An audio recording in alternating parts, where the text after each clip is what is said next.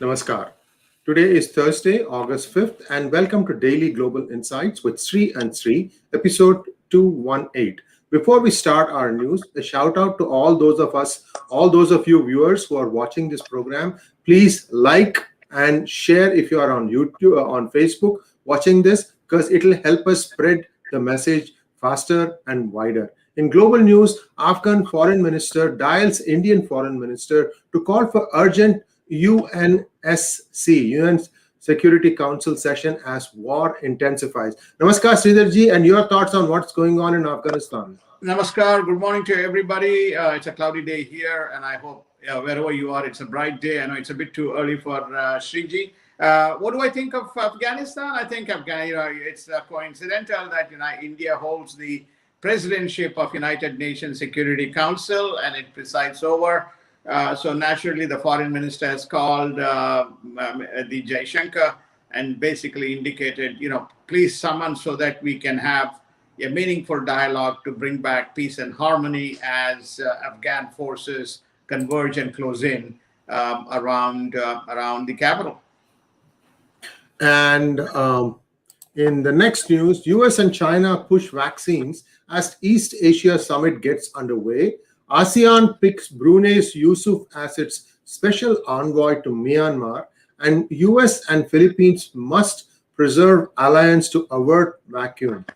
So, a lot of activity going on in Southeast Asia. COVID is at its peak right now. Your thoughts on how this thing is going to play out?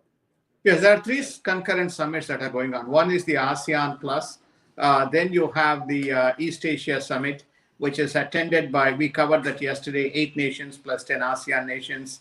Then you also have another just ASEAN only summit. So there are three basic summits that are going on concurrently at this point of time. Some attended by foreign ministers, some attended by the ASEAN leaders. My conclusions are vaccine is occupying the topmost part. That's one side, one thematic. We will cover this when we get to the Indian section. And the second thing that is going on is the Myanmar topic, because they want to have a resolution and restoration to democracy. So they have nominated Brunei's head as the person to dialogue. Brunei is chairing the ASEAN at the moment, which is very appropriate. They've got a 5-point formula, which is endorsed by most of the people who are at the table there. The Philippines, if you remember, Austin Davis is attending,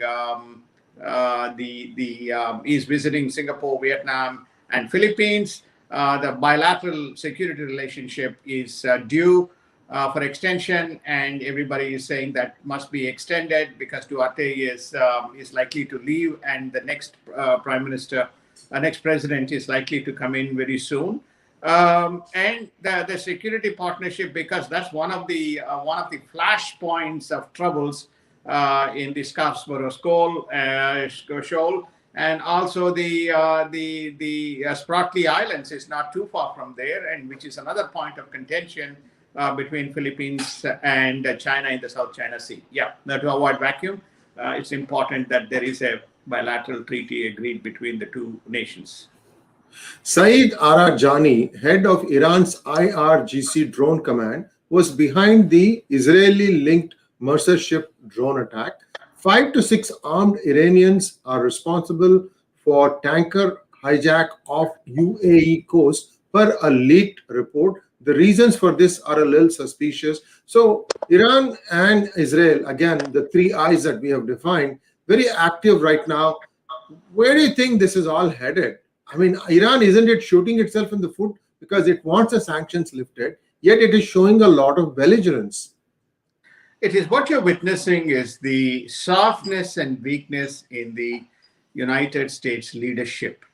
It may not be palatably visible to many, but there is this persistence of continuing a dialogue because somehow to reset and restore the Obama's peace deal as the ubiquitous platform for solving the problem is the root cause of the issue, which is namely nobody has reset where Iran is today.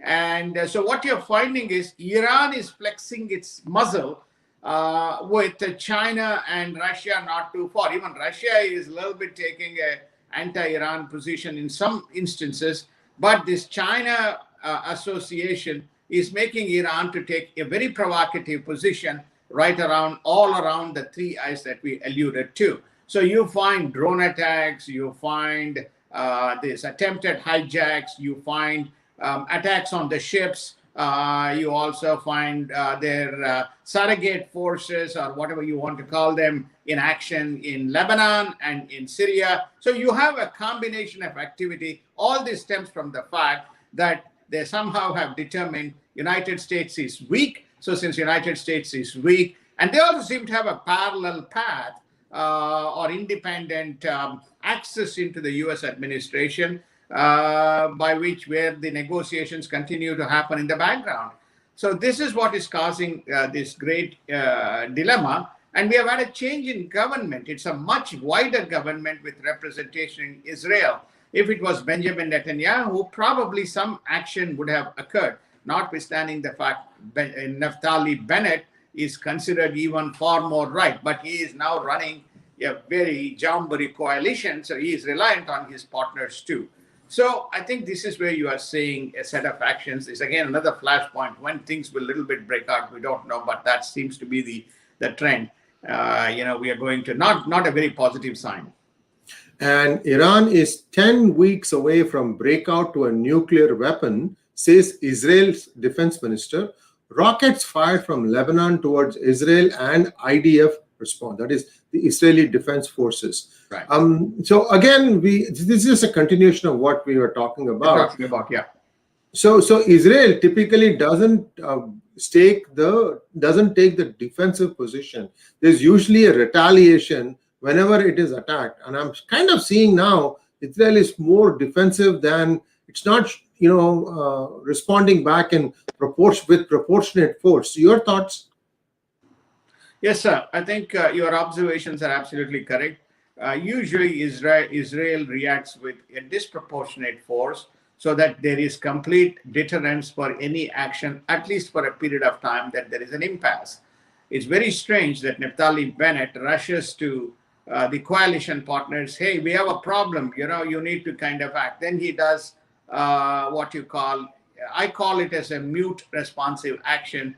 And then if it is not in Lebanon, it is in Gaza. If it is not in Gaza, it is directly from Iran. If it is not directly from Iran, it goes into Israeli soft targets, such as the commercial cruise liners seem to be the target. So you're beginning to see this multi-pronged response from Iran with mute or what you call as a non-disproportionate reaction from Israel, as you rightly point out, sir.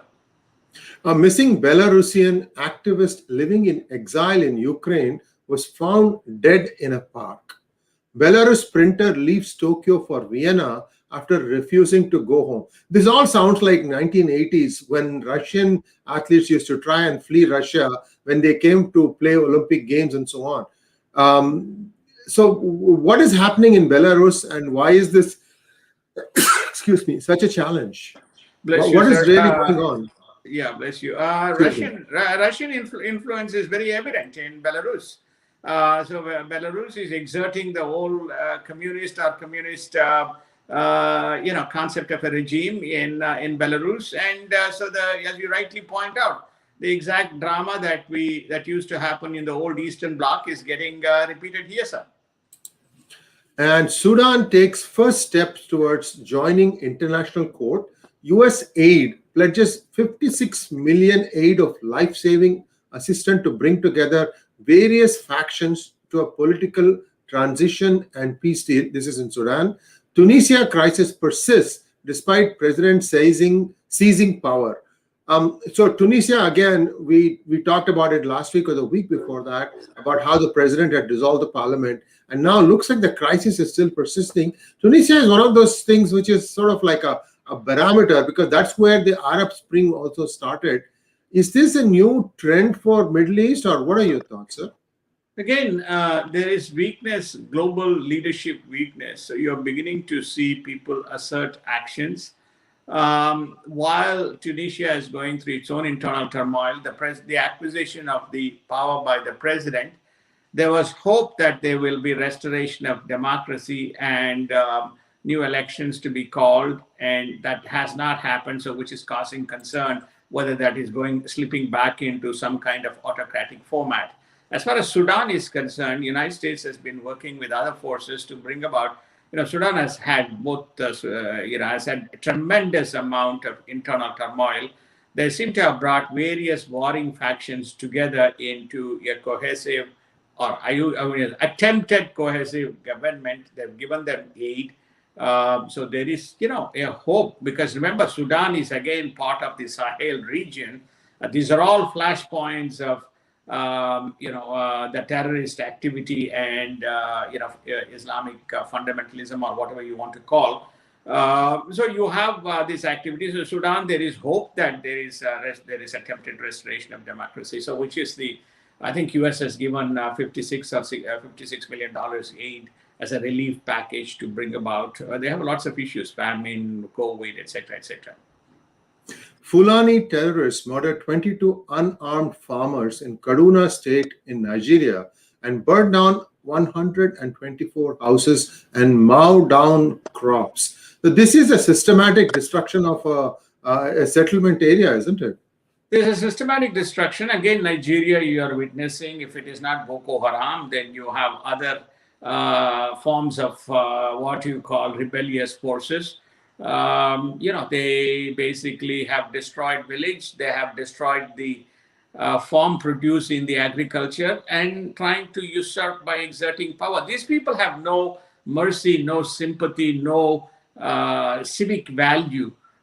They target, attack. They don't like peace and stability, and they use these types of techniques. Very unfortunate. Nigeria is a very, could emerge to be one of the very rich countries because of the oil reserves and other types of mining. But unfortunately, it is also slipping very fast into this fascist type of activity. And in United States news, federal judge blocks Texas governor's move to get tough policy to block immigrants from leaving border. Move temporary, says the court, and warrants evidence. Texas governor will be appealing this. Border situation is getting out of control in Texas with COVID cases, rising crime, and accommodation issues. So Texas is taking or bearing the brunt of this invasion, I should say. I mean, not invasion, but definitely there's a rise in people trying to come over, because somehow there is a perception that United States is not checking anything. I thought that those checks and balances are now in place. I'm not 100% sure, because Biden has started a major shakeup of the ICE operation. It should have never been changed in the first place. These people never seem to learn.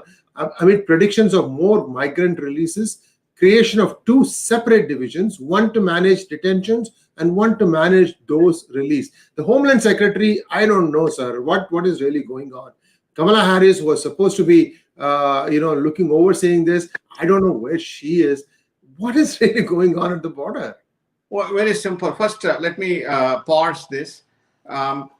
The order of Texas governor is, if you see a truck carrying a bunch of illegal immigrants, then because none of them have been tested, then the police force has the authority to stop that vehicle and arrest and put these people behind bars, or and arrest them and lock them up and then test them for COVID, etc., and keep them in the detention center. This is the order that has been blocked. So if somebody is transporting these people according to the court judgment, then they can be, until such time the Texas proves that these were all illegal aliens who are being carried, and they pose a health risk to the community. So this is the data that they have to present, because arrest and release is the new policy, right? Which is, namely, suppose they're supposed to go into the mainstream, and there's no questions to be asked. So since they have enforced, Texas has enforced, this is the ruling that the court has has stalled. And but they have said, give us the proof that these people pose a risk. Apparently, yesterday or day before yesterday, they found at least 5,000 people being tested COVID positive. Now, the second thing that you are alluding to is, now that means that Mr. Mayorkas and Mr. Biden want to have more people released into the community. Use the word released into the community. So they're going to have two types of ICE. ICE is being divided. This is immigration control enforcement. It's no longer enforcement. Catch and release is the new policy, and monitoring and tracking is the new policy of ICE. So therefore, what happens? One department is managing the detention center. Detention center is where these people are housed. The second is those who have been released into the community. There's going to be a specific group which is going to oversee. That simply means they're just going to be released into the community. I think we already reported less than 25% of the people turn up, even for the for the court hearings when they are supposed to come and make the case and establish normalcy. And the message that is coming through is establishment of these two means there are more people going to be released into the community without testing for COVID. Sir, COVID brought down Trump, and I have no doubt in my mind that it is going to bring down the Democrats. 2022, I'm telling you, people are seething the way this has been mishandled, deliberately, I might add. And it's like taking mud and putting it on your own head. And afterwards, it doesn't matter how many thousands of baths you take, that mud doesn't go away. Senator Amy Klobuchar told a crowd of voting rights activists that Senate Democrats are close to taking another shot at changing election laws around the country. Pennsylvania Democrats call for ID to buy ammunition, but no ID to vote. Amazing, strange. Sir, why is this, whether it is Democrats or the Republicans, why are they not looking at the existing technology such as blockchain and then say that we are going to have a voter ID card that will 100% verify that you can indeed vote in the United States, which means you have to be a citizen of the United States. Voting is only for those people. Tie the whole thing as a computer program and then let people vote from the comfort of their home and say every citizen must vote wherever you are in the world. All this is possible, sir. Today in United States has this technology, and yet why do they piecemeal this solution? I'm asking Amy Klobuchar. You have any doubts? You have any questions? Please call me. Sir, I think you used the word blockchain, right? So Democrats have created a blockchain. The blockchain is from Central America, catch and release. So that's the first part of the blockchain. Then distribute them into the community so they become part of the ledger. 3, dynamically identify them and ask them to vote so they become part of the democratic voting pattern. Dynamically locate them and give them funding. That is the infrastructure bill.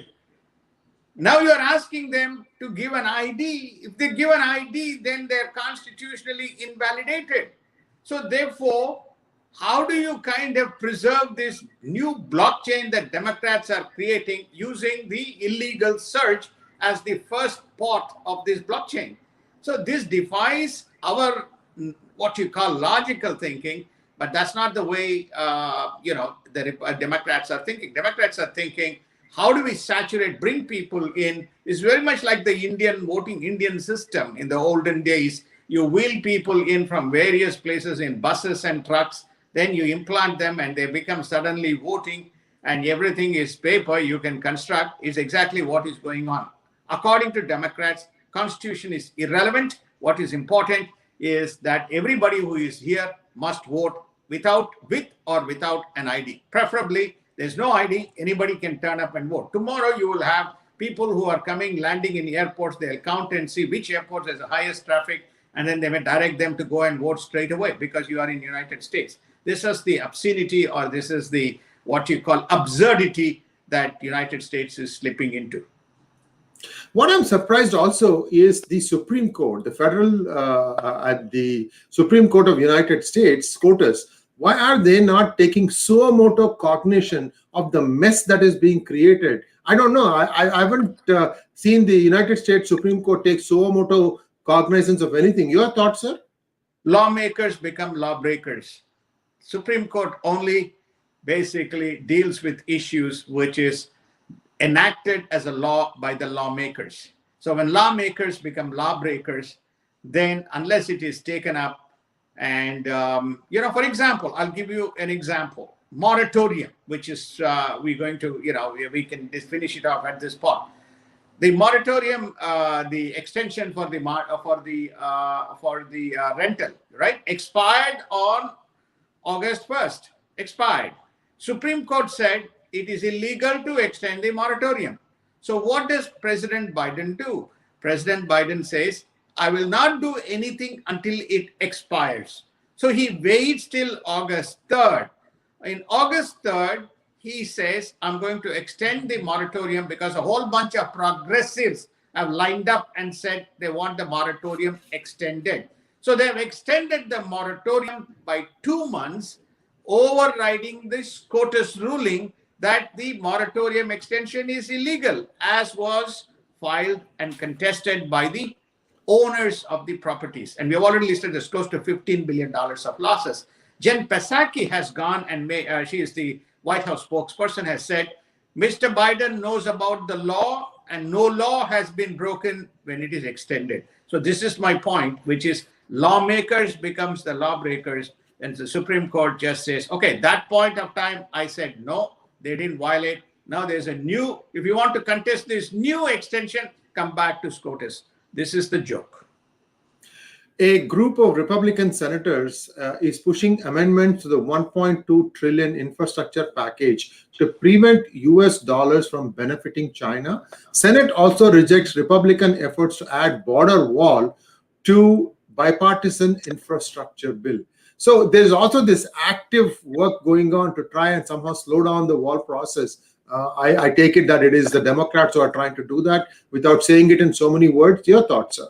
Well, they don't want it. I mean, there's no question of slowing down. They just don't want it. So I think that's the, otherwise all their captive voting audiences will disappear because if they're not captive audiences, if they are flying in dingies from Cuba, because they tend to be Republican, if you happen to be a Cuban, leaving the persecution from the communists. But if you're coming from Central America, you probably have a Democratic vote stamped even before you land. So therefore, you are allowing passage on one side, you're denying passage on the other side, right? So this is the anomaly. So what Texas said, we are red states, we are all affected because our communities are affected. We want this border wall. Then they said, no money for the border wall. But they're going to have money in the infrastructure bill and other bills for amnesty. They're going to give amnesty somehow stuck into this infrastructure bill is the prevailing dictum here. Let us see when it gets passed what the law looks like. Viewers, I'm curious. Is PGurus part of your water cooler conversations? Please let us know via comments. Biden and administration officials said in a recent days that a Supreme Court ruling on the moratorium meant the administration could not extend it before it expired on Saturday or issue a more targeted version. We touched upon this. As Delta variant makes up over 90% of active cases in the US, Dr. Fauci says the Biden administration will need more local support to vaccinate. This is a joke that continues to happen. I don't know why Mr. Fauci is still hanging around. I don't know why the Democrats are still hanging on to Dr. Fauci. There's clearly evidence that has emerged of his involvement in all this incubation and gain of function research. It's shocking. That's all I can say. India news now. Indian military deploys 4 ships in Southeast, South China Sea and Western Pacific as part of Act East policy. I think this is the first time India has gone that far east. 4 ships, including a guided missile destroyer and a missile frigate, will be deployed for 2 months. Indian Minister of External Affairs highlighted the growing convergence of approaches on Indo-Pacific among different members and also stressed the code of conduct on South China Sea with being compliant with the UNCLOS 1982. So is this the first time that India is actually sending ships like this? It's the first time that India has gone this far. It has participated in joint exercises, but it is now in in a patrol position, very similar to British, French, German, and of course the U.S. and the other ships. Even Australia has not done it as yet, which is the other Quad member. U.S. has done it. Even Japan has not done it. Japan has only navigated around its island, perimeter of the island. It has not. So India is going now all the way. This is telling something about what happened between Mr. Blinken and Mr. Jaishankar during his visit to India. This is a very good news, but be prepared because China is not just going to take it easy. And India and China are mulling disengagement of troops from the friction point in Ladakh's Gogra sector. India and European Union are to resume dialogue for finalizing comprehensive and flexible trade and investments pact. The Ministry of External Affairs and UK Foreign Secretary discussed the trade deal and comprehensive discussions around the roadmap for 2030. So first of all, this disengagement, still a lot of murkiness around it till people in the Indian government are not explaining why they withdrew from Kailash Heights to start with. Anyway, your thoughts, sir. I've got some reservations around that. Please go ahead. Look, I think that there are two essential principles: Ministry of External Affairs versus whether it is the armed forces, which is doing the negotiations. But I gather that the negotiations is now completely left to the armed forces. They are running the show on ground. Whether they withdrew or not withdrew or given away the advantages on the Kailash, I think we have touched on this before. The disengagement discussion, I think it's fairly clear after the initial blurb. India has recognized China is not going. China's words cannot be believed, but at the same time, you can't hide yourself. You have to continue to chat. So they're continuing to discuss with their counterparts in the Chinese army. So in the event of a skirmish, they know who they are dealing with. So to that extent, this dialogue is good. No positions have been taken. It's all contemplation. It's what media is reporting. And we also have reported based on in the last 2 or 3 days that India is prepared not only to respond, but India is prepared to attack, to take back if any ground is lost. So India is organized to that extent, but this dialogue goes on as part of the process. ISRO to launch Bhutanese satellite in December. Wow. So Bhutan's now launching its own satellite into space. Well, I think that what it's reflecting is India is empowering its neighbors, empowering them and enabling them rather than saying, you don't need to rely on just us, become part of the team, and we will ensure that you have all measures in place. So Bhutan is very much being integrated into this broad East policy. Bangladesh has also been integrated into this along with Nepal, but Bhutan is far more advanced. And being a small nation, and it's also at a cutting edge of this in the chicken neck position after the Doklam disaster. India is open to further enhance exploration and production of oil and gas to reduce imports. Indian government to adopt flexible lending policy to sugar industry for new ethanol projects. Uttar Pradesh becomes the first state to cross 5 crore vaccination mark in India, administers 26 lakh, that is 2.6 million jabs in a single day. India edges to 500 million doses vaccination mark as it witnesses spikes in active cases fueled by a few states, notably Kerala. So your thoughts? I think my thoughts are, first and foremost, there is a consistent focus around energy exploration and trying to reduce the imports. There was very restrictive expansion. Now the government is saying that they're moving forward. Indian government is saying where exactly they will go and look for these additional reserves. We'll probably get to know faster. I think they're also saying this alternate fuel, which is namely the ethanol, which was initially the sugar industry was restricted. Now they're saying that they will expand it. Especially as this green revolution or clean energy revolution, takes shape further. As far as the vaccination is concerned, I think India is doing a commendable job, notwithstanding the fact only 8% of the population is fully vaccinated, but close to 490 million vaccines, has been administered for a nation, which was not, there has been very some sarcastic comments that has come from Bloomberg and even Nikkei, Hamish McDonald, on India, on India and India's position. But all they need to do is pandemic is the single biggest issue, and India has, if you exclude China, India has administered the largest vaccine dosages in the world, close to 500 million. United States comes next, around 340, 350 million. Very, very interesting that in all these things, one never heard any challenges with the state of Odisha, where everything has been quiet. In fact, it's one of the quieter states. You don't see anything happening there, but yet they are getting about, doing things in a very, very organized way.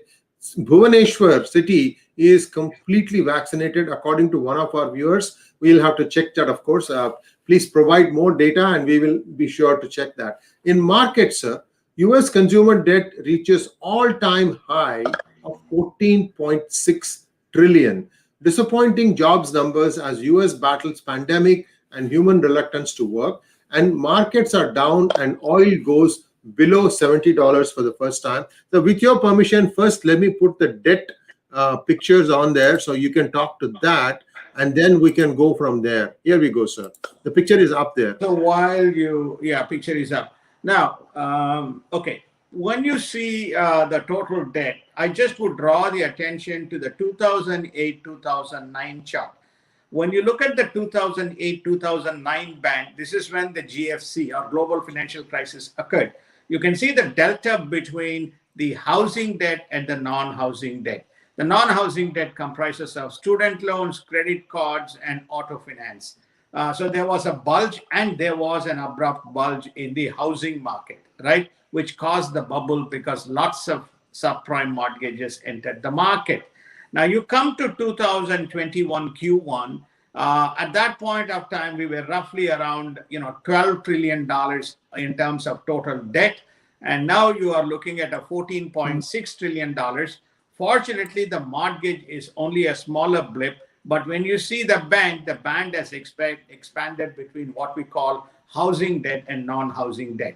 The gap in the non-housing debt is driven by two important elements. One is student loans, which is now bulged to about 1.6 trillion. And then you have the auto finance loans, which is also kind of expanded to about 1.2 or 1.3 trillion. So there is a problem that is building up. So when you have this level of debt, and when you have unemployment, because people don't want to go to work, technically unemployment is not coming up because they're being paid, and there's also money being deposited. So I called it as the double whammy. One is the consumer balance sheets are leveraged, and then you have the government balance sheet, which is leveraged, which is going to be $28.5 trillion even before the new debt comes in. So your government is borrowing to fund the consumer. Consumer is borrowing to use the borrowed money that the government has given to fund his debt. Only this can go for a period of time.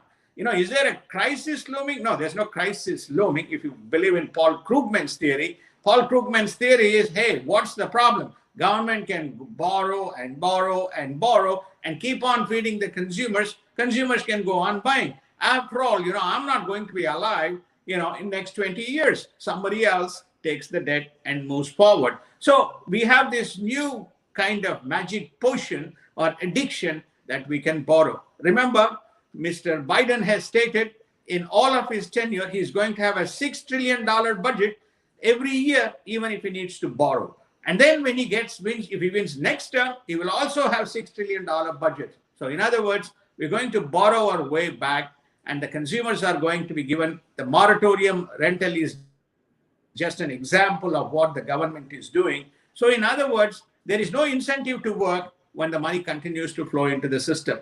How long this chart will go on with an interest rate, which you see the market index, which is around 1.17%. Where this is going to go is unpredictable because we are in uncharted waters. So the purpose of this chart, the purpose of the government borrowing is a reflection of the loosey-goosey economy that we are in United States right now. And I'm just going to put up the numbers for the markets now, sir. Let's start with the Dow Jones. It's down 323 yesterday. S&P was down 20, and Nasdaq was up 19 points. So you take it away from here. Yes, so most of the indexes went down. The good news here is the oil prices have come down, which is good news. If you recall, yesterday they were in the 72, 73 bracket. If you go day before yesterday, they were getting 74, 75. So that's good relief for the consumers. If you look at the 10-year bonds, it's still hanging around 1.17. Remember, this rate was about less than a year ago, was around 0.43%. It made its way up. There was also a rumor whether it will go to 2%. But that 10-year yield rate of 1.17 usually finances the mortgages, and that at least is a healthy sign. Now, in all these things, you look at the crypto, it has gone up by almost 30% plus in less than a week. It was around 28. Now it is around 39,000, the number. So that's the summary for the markets. Whenever there is an uncertainty, then you see the crypto, shooting its way back up. And also the good news which we touched on is around the regulation. There's also good news coming from Singapore. Singapore is going to set up a formally regulated crypto exchanges, and there's more than 170 applications have been received. And I think one of the first is going to be an Australian entity that is going to be approved for establishing. I think there's also two others who are already in existence. When we do crypto, we'll cover that part of the discussion. Yes, indeed. And we will do an in-depth session on that. Viewers, thank you for all your support. You responded immediately by liking or sharing this video. We would like this to continue and grow because we know that for some reasons unexplainable, that there is active tamping down going on of our channels. We can't prove it, of course, because if we can prove it, then we can take people to court. Unfortunately, we cannot prove it. We're not privy to a lot of stuff that happens in the algorithms of all these different social media companies. Thanks for watching. We'll be back tomorrow, bright and early. Sridharji, namaskar, and we'll be back again tomorrow. Namaskar. Thank you so much. Have a wonderful day. Hope you enjoyed the session. And, we bring up the curtain closer for the week tomorrow.